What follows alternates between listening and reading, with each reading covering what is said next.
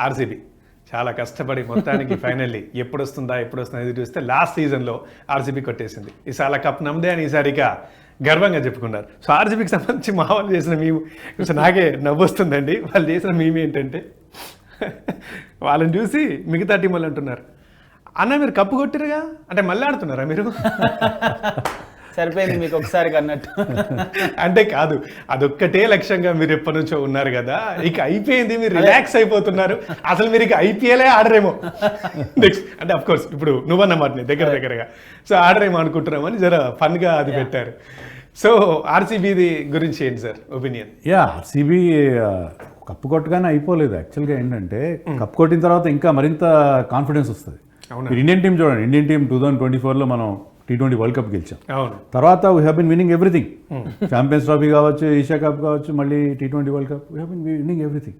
So ఒక్కసారి ఆ confidence వచ్చిందంటే మీకు కంటిన్యూస్ గెలుస్తున్నారు. ఈసారి కూడా టీం ఎక్సలెంట్గా ఉంది, అంత బాగుంది. ఒకటే ప్రాబ్లం ఏంటంటే వాళ్ళకి హ్యాజల్వుడ్ ఎప్పుడు వస్తాడో తెలియదు. హ్యాజల్వుడ్ ఎలాంటి వాడంటే ఇండియన్ టీం బుమ్రా లాంటి వాడు. బుమ్రా ఉన్న ఇండియన్ టీంకి బుమ్రా లేని ఇండియన్ టీంకి చాలా డిఫరెన్స్ ఉంటుంది.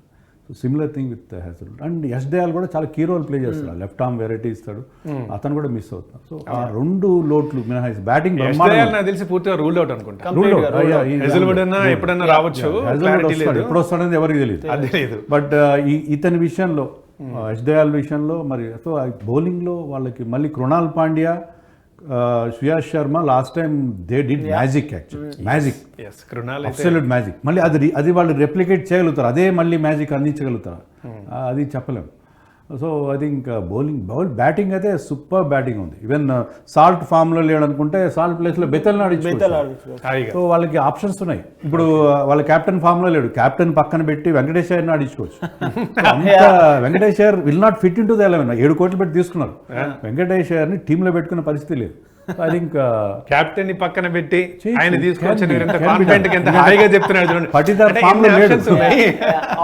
ఆప్షన్స్ ఉన్నాయి వాళ్ళకి, గోల్డెన్ ఆప్షన్స్ ఉన్నాయి. బ్యాటింగ్ లో బ్రహ్మాండంగా ఉంది.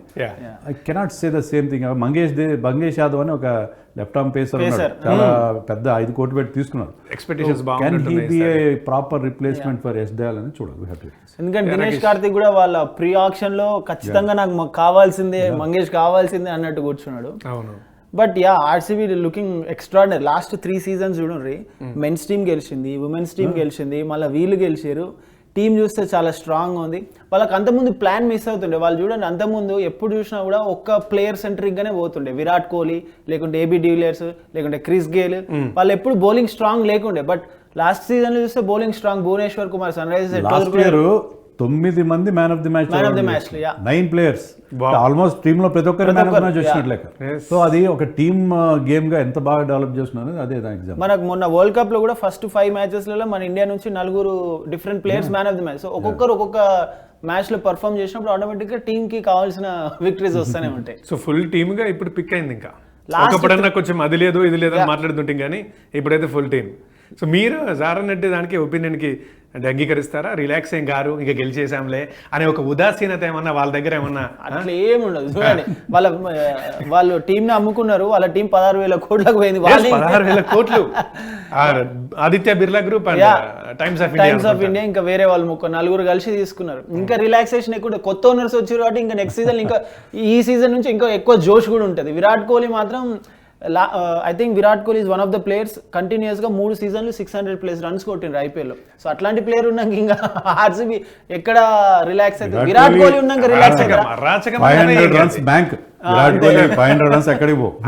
ఇది కరెక్ట్. ఇది స్ట్రైక్ రేట్ ఎటు పోదు, ఆ 500 రన్స్ ఎటు పోవు. ఎంత ఓడిపోయినా, ఎన్ని మ్యాచ్లు గెలవకపోయినా, ఎన్ని కప్పులు రాకపోయినా కన్సిస్టెన్సీ పర్ఫార్మెన్స్. సో ఇప్పుడు కూడా ఆర్సీబీ మీద అమరుంది. లాస్ట్ ఇంతకుముందు నేను అడగలేదు, లాస్ట్ మనం చెప్పింది పంజాబ్ ప్లే ఆఫ్స్కి మీకు హోప్ ఉందా? ప్లే ఆఫ్స్కి రావచ్చా? డెఫినెట్గా అన్ని టీమ్స్ ప్లే ఆఫ్స్ కి వచ్చేలాగానే కనిపిస్తుంది. పంజాబ్ వస్తుందని చెప్తాను, ఆర్సీబీ కూడా వస్తుందని చెప్తాను. అంటే ఇప్పుడున్న ఫామ్ ప్రకారం, ఇప్పుడు ఆన్ పేపర్. మళ్ళీ గ్రౌండ్ లోకి వెళ్ళింది సార్ 2 చెప్పారు, నేను కూడా ఇంకో 2 చెప్తాను. ముంబై అండ్ చెన్నై. మన సన్ రైజర్స్ వస్తలేదు అనుకోని మరి తిట్టుకున్నారు మన వాళ్ళు. మస్తు మంది ఆల్రెడీ తిడుతూనే ఉంటారు.